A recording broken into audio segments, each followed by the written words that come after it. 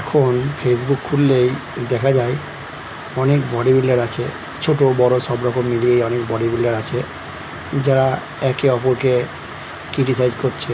হয়তো কারোর বডি খুব ভালো, তখন কেউ তাকে কমেন্ট করছে যে এতে ইঞ্জেকশন পুশ করে বডি, ন্যাচারাল নয়।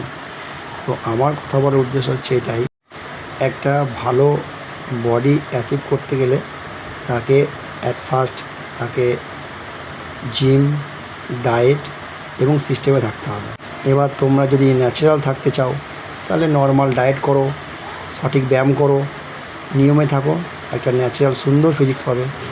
আর যদি তোমরা মনে করো যে এক্সট্রা অর্ডিনারি আমরা হব, তখন তোমাদের এক্সট্রা অর্ডিনারি চিন্তা ভাবনা করতে হবে।